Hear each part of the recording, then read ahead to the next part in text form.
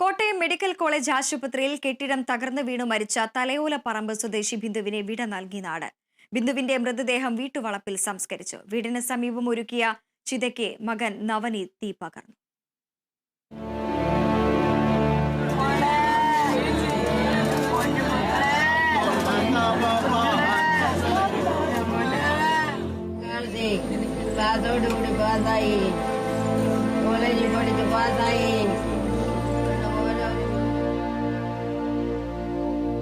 ആശുപത്രിയിൽ നിന്ന് ബിന്ദുവിന്റെ മൃതദേഹം തലയോലപ്പറമ്പിലെ വീട്ടിലെത്തിച്ചപ്പോൾ നൂറുകണക്കിന് ആളുകളാണ് ആദരാഞ്ജലികൾ അർപ്പിക്കാനെത്തിയത്.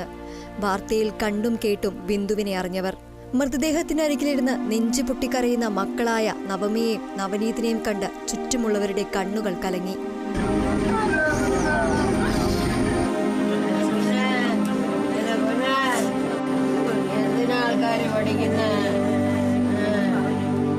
മക്കളെ എന്തു പറഞ്ഞ് സമാധാനിപ്പിക്കണമെന്നറിയാതെ തളർന്നു നിൽക്കുന്ന ബിന്ദുവിന്റെ ഭർത്താവ് വിശ്രുതനെയും അമ്മയെയും വന്നവരെല്ലാം ആശ്വസിപ്പിച്ചു. അന്ത്യോപചാരം അർപ്പിക്കാനെത്തിയ രാഷ്ട്രീയ നേതാക്കളെല്ലാം കുടുംബത്തിന്റെ സങ്കടത്തിൽ പങ്കുചേർന്നു.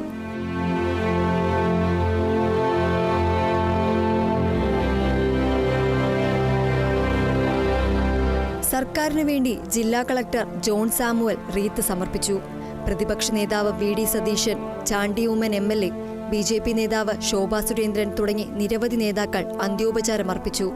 മന്ത്രിമാരാരും ബിന്ദുവിന് ആദരാഞ്ജലികൾ അർപ്പിക്കാനെത്തിയില്ല.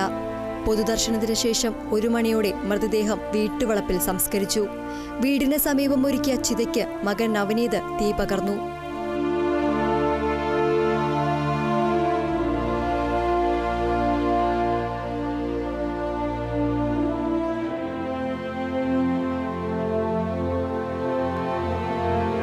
Kerala vision news, Kottayam.